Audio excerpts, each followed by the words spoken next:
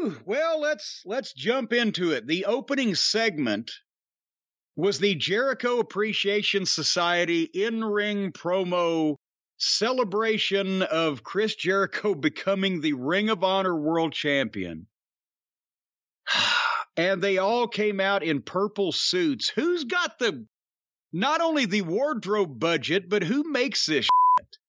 They just said, we're all going to wear purple, and some poor seamstress somewhere has to whip all this stuff up. They don't decide that. One person decides that. Well, you know what I mean. And I mean, from the start, Cool Hand Luke imitated Roman Reigns, appreciate us.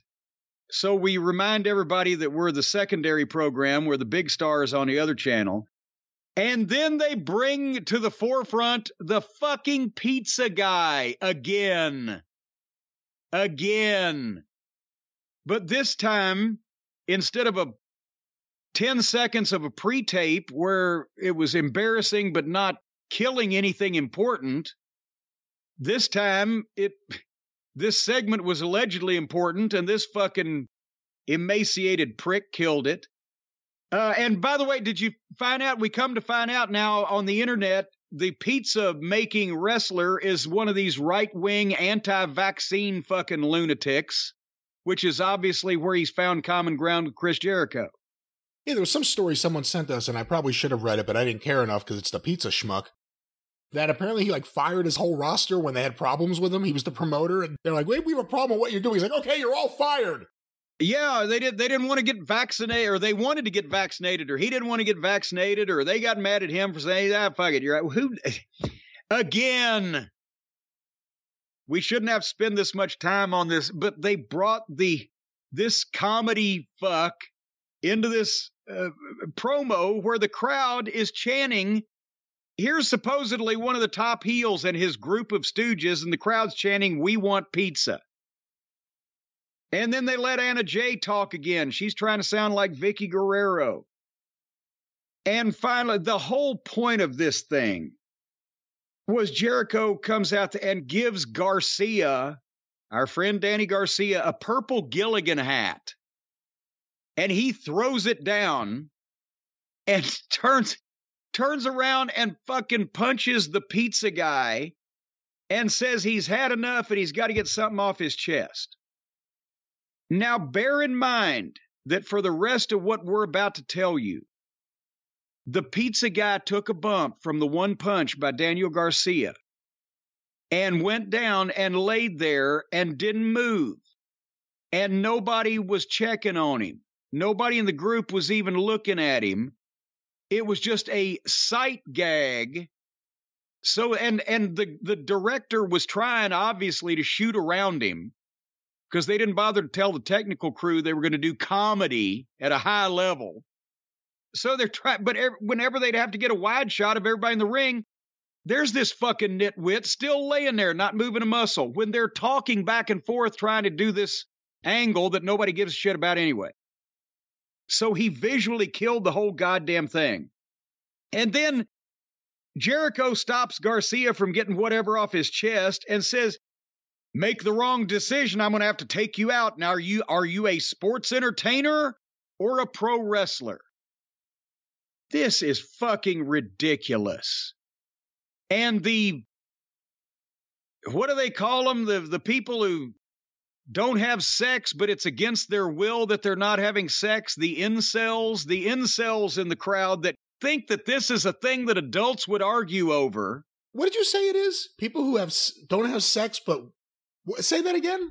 Well, they're not having sex, but it's against their will that they're not having sex. They'd really like to have sex if it was up to them, if they could have their druthers. Okay.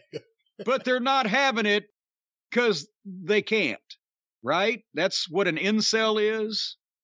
I don't fucking know. But anyway, whoever's cheering for this has never heard an adult argument. So Garcia starts to answer when here comes Bryan Danielson out. And I wrote, Jesus Christ, every star in this company has Garcia hanging around their neck like a fucking albatross in The Old Man and the Sea. So Danielson starts talking about Garcia and says he can do whatever he wants to do. He can be a wrestler or a sports entertainer or whatever. And finally, they argued over the hat. The fake wrestler's doing comedy. Garcia's doing a long promo. The fans are cheering for silliness. And that was the first 15 minutes of this program. 15 minutes for this. And then Jericho's in the main event against Bandito, the household name in wrestling. He stole the ratings. Took you a second? All right, thank you. I still have it, folks. You still got it. It was a depth charge. It took, yeah, we'll find out about that in a minute. But, I mean, what the?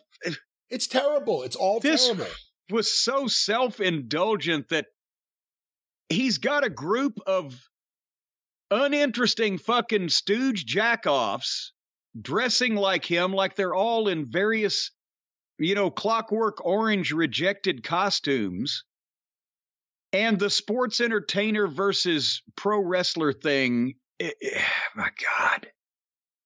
I don't know. Can we move on?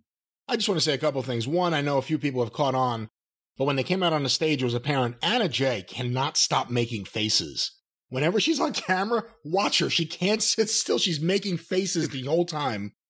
Other than that, I just want to say, once again, this is the problem with Chris Jericho Unleashed.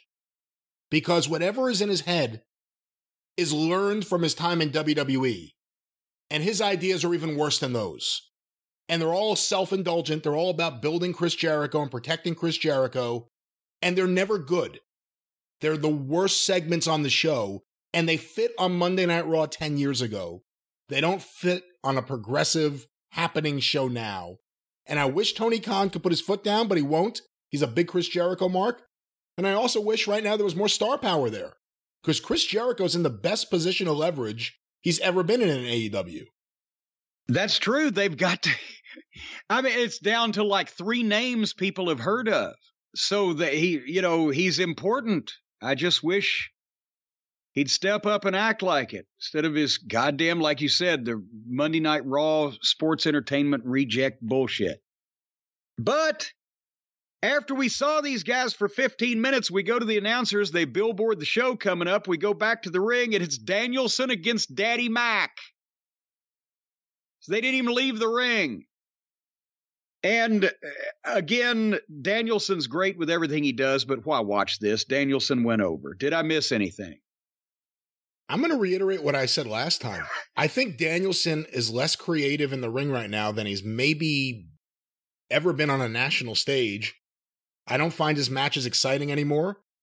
Too much of AEW is built around the cheap pop and just pleasing the people in that room, whether it makes sense or not. And I think that damages some of these matches. And again, I don't need to see guys trading fucking blows in the middle of the ring, in the middle of the match, ever again. Did he do it with this job guy too? Well, I don't think he's a job guy, A. B, I think he did it. I don't even remember. But he's been doing it every match. I'm going to say it here. Because I didn't care about the match. They've made me not care about Bryan Danielson. He's made me not care about himself because of just, he allows all this to happen, but the booking of him has been atrocious. I don't care about the guy right now.